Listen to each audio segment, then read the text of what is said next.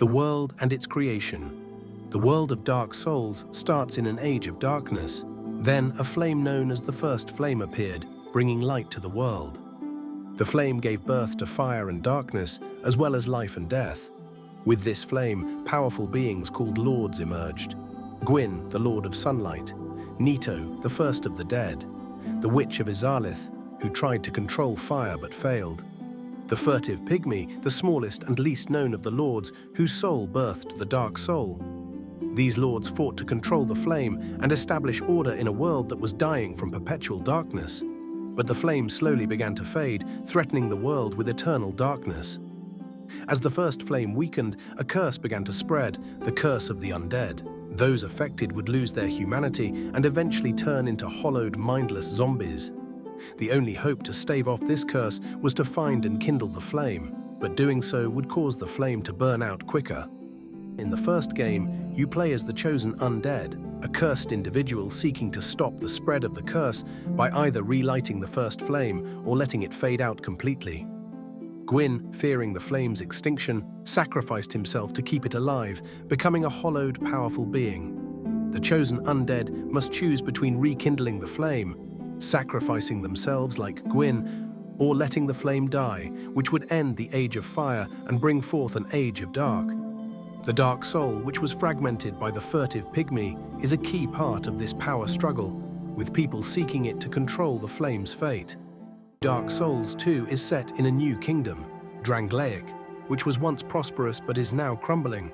Affected by the curse of undead, King Vendrick, the ruler of Drangleic, tried to prevent the curse by gathering great power, but he ultimately failed and turned hollow.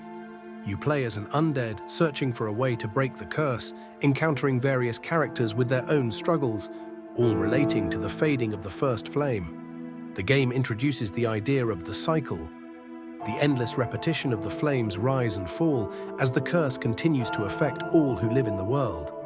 The main idea is that the world state, either an age of fire or dark, is in a constant cycle, and the player is often caught in it, trying to find a way to break the chain.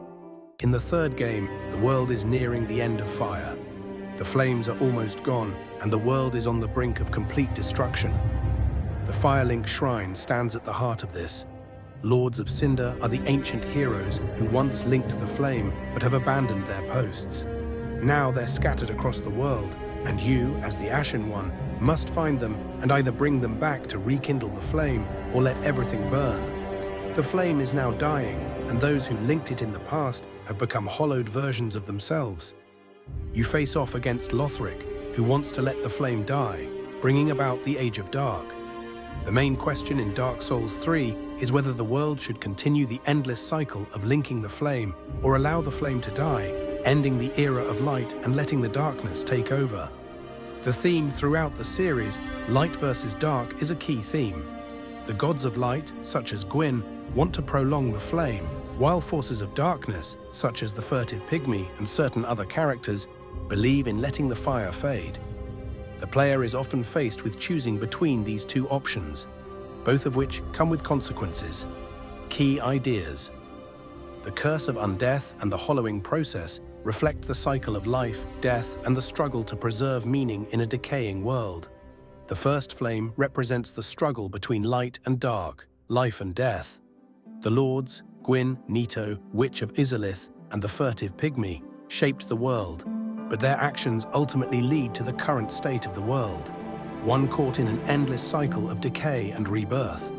The series emphasizes choice, sacrifice, and the inevitability of change, with no clear good or bad path, but rather consequences based on the choices you make.